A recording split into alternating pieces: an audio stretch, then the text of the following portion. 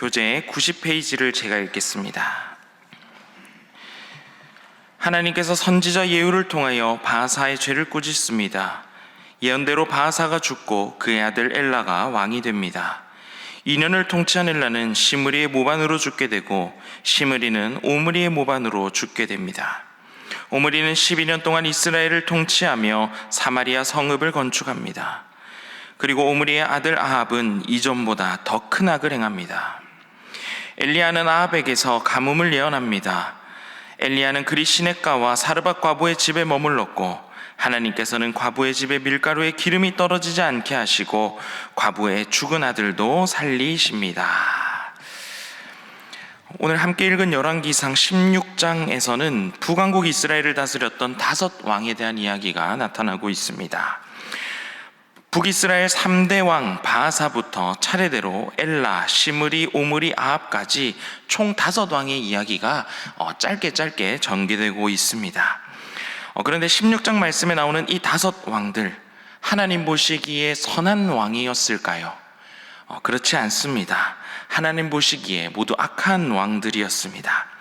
먼저 16장 2절 말씀을 우리 같이 한번 읽어보도록 하겠습니다. 16장 2절입니다. 다 같이 시작. 내가 너를 티끌에서 들어 내 백성 이스라엘 위에 주권자가 되게 하였거늘 내가 여로보암의 길로 행하며 내 백성 이스라엘에게 범죄하여 그들의 죄로 나를 노엽게 하였은즉. 아멘.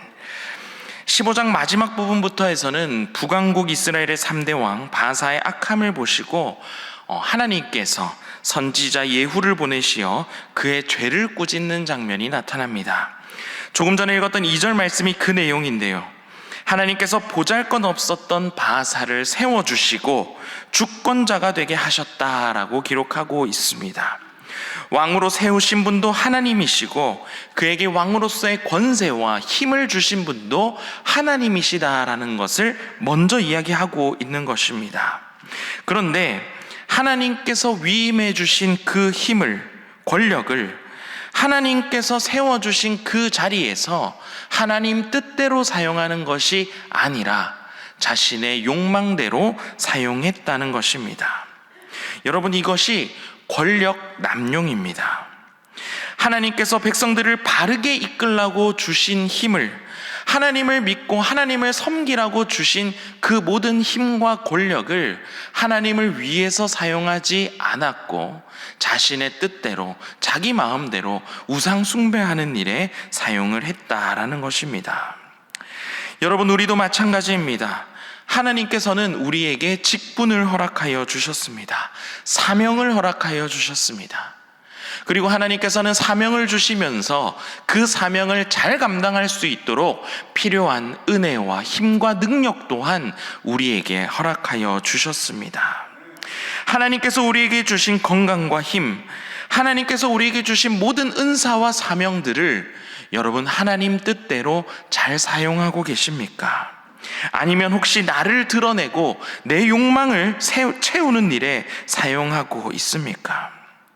하나님께서 나에게 주신 은사, 건강, 나에게 허락하신 그 물질까지도 내 것이 아니라 하나님께서 나에게 주신 것임을 기억하며 하나님의 뜻대로 잘 사용하고 있습니까? 오늘 말씀의 첫 번째 기도 제목입니다. 하나님께서 주신 힘과 능력을 하나님의 뜻을 위해 바르게 사용하게 하소서입니다. 하나님께서 주신 힘과 능력을 하나님의 뜻을 위해 바르게 사용하게 하소서.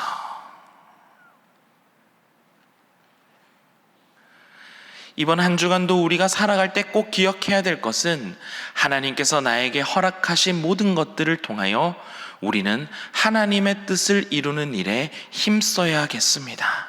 아무리 덥고 지친다 할지라도 하나님 우리에게 주신 사명을 기억하며 하나님 우리에게 주신 건강과 힘이 있음을 기억하며 하나님 우리에게 허락하신 모든 것들을 통하여 하나님의 뜻을 이루는 일에 바르게 사용하는 신일의 모든 성도들 되시기를 주님의 이름으로 축복합니다. 말씀을 계속해서 보도록 하겠습니다. 바하사에 이어서 그의 아들 엘라가 왕위에 오르게 됩니다. 그런데 엘라는 고작 2년밖에 통치하지 못합니다. 고작 2년밖에 통치하지 못하고 시므리의 반역으로 죽임을 당하게 됩니다. 시므리는 왕위에 오르자마자 바하사 집안의 모든 사람을 한 사람도 남기지 않고 모두 죽이게 되는 끔찍한 결과를 맞이하게 됩니다. 그렇게 반역으로 왕이 된 시므리는 겨우 7일 동안만 왕 노릇을 하게 되는데요. 군대 지휘관이었던 오므리가 북이스라엘에 이어서 왕이 되게 됩니다. 열왕기상 16장 19절 말씀을 보면 7일 동안 왕을 했던 시므리가 여호와 보시기에 악을 행하여 범죄하였다라고 기록하고 있습니다. 결코 선한 왕 한 명이 세워지지 않는 아주 어두웠던 시기였음을 알 수가 있습니다. 여기서 왕이 되었던 오므리는 12년 동안 왕 위에 있었는데 우리 25절 말씀 우리 함께 또 읽어보도록 하겠습니다. 16장 25절입니다. 다 같이 시작. 오므리가 여호와 보시기에 악을 행하되 그전 모든 사람보다 더욱 악하게 행하여. 오므리는 이전 모든 사람들보다 더욱 악하게 행하였다 성경에서 기록하고 있습니다. 악을 행한 왕에 이은 또 악을 행한 왕, 이보다 더한 악이 없을 줄 알았는데 이전보다 더 큰 악을 행하는 왕이 등장하게 된 것입니다. 그리고 오므리 다음으로 오므리 아들 아합이 왕이 되는데 30절 말씀 보시기 바랍니다. 제가 한번 읽어보도록 하겠습니다. 오므리 아들 아합이 그 이전의 모든 사람보다 여호와 보시기에 악을 더욱 행하여. 새로운 신기록이 또 갱신되게 되는 것입니다. 아합은 여호와 보시기에 이전 모든 사람들보다 더 악을 행하였다 평가하고 있습니다. 매번 새로운 왕이 세워질 때마다 악으로 새로운 신기록들이 계속해서 갱신되고 있는 것입니다. 그런데 오늘 성경 말씀에 기록하고 있지는 않지만 오므리 왕과 그리고 아합 왕은 세상적인 관점에서는 유능한 인물이었고 정치, 군사, 행정 등 지도자적인 측면에는 뛰어난 능력을 가지고 있었던 사람이라고 합니다. 주변 국가들과 동맹을 강하게 하였고 경제적으로도 북왕국 이스라엘이 가장 크게 성황하였던 시기가 바로 이 시기였다고 합니다. 그런데 성경에서는 그러한 세상적인 업적에 대해서는 단 한 줄도 기록하고 있지 않습니다. 아무리 유능하고 아무리 인기 있는 인물이라 할지라도 하나님 보시기에는 그저 하나님을 섬기지 않는 우상 숭배를 행하는 악한 왕에 불과하였던 것입니다. 오므리와 아합이 다스리던 시기가 경제적으로 부유하고 풍요한 시기일지는 몰라도 영적으로는 가장 어두웠었던 시기였던 것입니다. 하나님께서는 세상적인 그 어떤 업적에 대해서는 단 한 줄도 언급하지 않으시고 세상적인 기준에서는 대단해 보이는 일이라 할지라도 하나님 기준에는 그것들은 아무런 보잘것없는 것들이었고 그저 악한 일만 가득했던 시대였던 것입니다. 여러분 반드시 오늘 말씀을 통해 기억하시기 바랍니다. 우리 인생의 최종 심판자는 우리 하나님이십니다. 우리도 언젠간 하나님 앞에 설 때가 있음을 여러분 기억하시기 바랍니다. 우리가 하나님 앞에 서게 되었을 때, 최종 심판자이신 하나님 앞에 서게 되었을 때 하나님께서는 세상적인 기준에 얼마나 좋은 직업을 가졌고 얼마나 많은 돈을 가졌다, 얼마나 세상에서 많은 권력을 누렸는가로 우리의 삶을 절대로 평가하지 않으십니다. 우리의 삶을 살아갈 때 얼마나 하나님의 기준에 맞춰 하나님의 말씀을 지키고 행하며 살아갔는지, 얼마나 하나님을 잘 섬기며 살아갔는지, 얼마나 하나님께서 주신 그 사명을 끝까지 붙들고 잘 감당하였는지 그것만으로 우리의 삶을 평가하시기 때문입니다. 오늘 하루를 살아갈 때도 마찬가지입니다. 이번 한 주간 오늘 하루를 살아갈 때도 우리는 하나님의 말씀대로 살아가기 위하여 발버둥 쳐야 됩니다. 내가 얼마나 세상 속에서 인정받고 살아가는 것이 중요한 것이 아니라 내가 하나님의 말씀에 비추어 내가 얼마나 하나님의 말씀의 기준에 맞추어 살아갔는지가 우리의 삶의 절대적인 기준이자 그것을 따라 살아가야 하는 것입니다. 두 번째 기도 제목입니다. 인간적인 관점과 기준을 버리고 내 삶을 하나님의 기준에 맞춰 살아가게 하소서입니다. 인간적인 관점과 기준을 버리고 내 삶을 하나님의 기준에 맞춰 살아가게 하소서.